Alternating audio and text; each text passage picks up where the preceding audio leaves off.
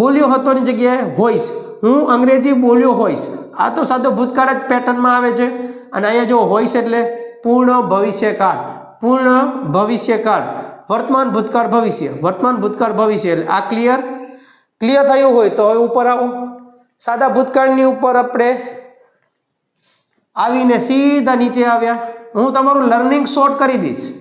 હવે લર્નિંગમાં શોર્ટ કરીએ તો હું અંગ્રેજીને અંગ્રેજી બોલું છું ની જગ્યાએ સ લગાડો, છું ની જગ્યાએ સ લગાડો તો બોલીશ. અંગ્રેજી વાંચીશ, અંગ્રેજી શીખીશ, અંગ્રેજી વિચારીશ, અંગ્રેજી લખીશ, અંગ્રેજી ઉપયોગ કરીશ. હાલે ને, વિચારતા શીખો. અંગ્રેજી માટે ગુજરાતી જોઈએ તો ક્લિયર.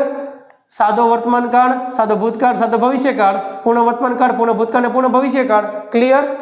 ઓકે, તો હવે આગળ વધીએ, થોડુંક કરીએ હજી રિવાઇઝ. જુઓ, સૌથી પહેલા જુઓ, છ હતો હોઈશ, છ હતો હોઈશ. ક્લિયર? વર્તમાન ભૂતકાળ ભવિષ્ય. હવે અહીંયા ચાલુ લખેલું છે. ચાલુ શું લખેલું છે? ચાલુ શબ્દ હોય ને ત્યારે ગુજરાતીમાં આપણે રહ્યો અથવા રહી આવવું જોઈએ. હિન્દીમાં તો આજે પણ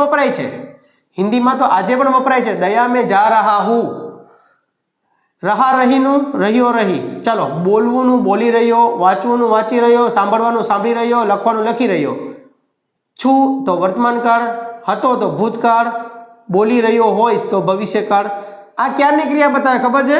જે તે સમયે બોલતી વખતે જ્યારે તમે બોલો છો ત્યારે ક્રિયા ચાલુ હોય તો તમારું વાક્ય ચાલુ કાળનું બને. એમાંય ચાલુ વર્તમાન કાળ હોય તો છ, ભૂતકાળ હોય તો હતો ને ભવિષ્યકાળ હોય તો હોઈશ. બાકી રહ્યો રહી આવે ને આવે.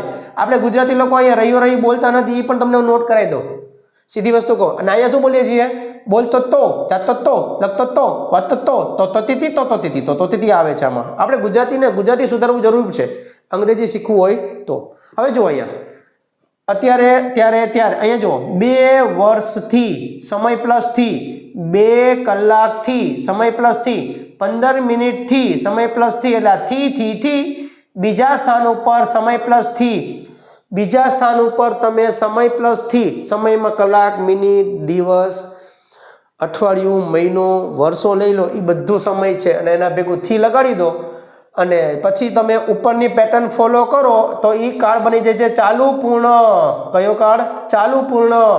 ઉપયોગમાં નથી એમ નથી. કોઈ કહે ને કે ઉપયોગમાં નથી તો ઉતરી જજો ફાઇટમાં, કારણ કે તમે રાઈટ છો. આનો ઉપયોગ છે જ.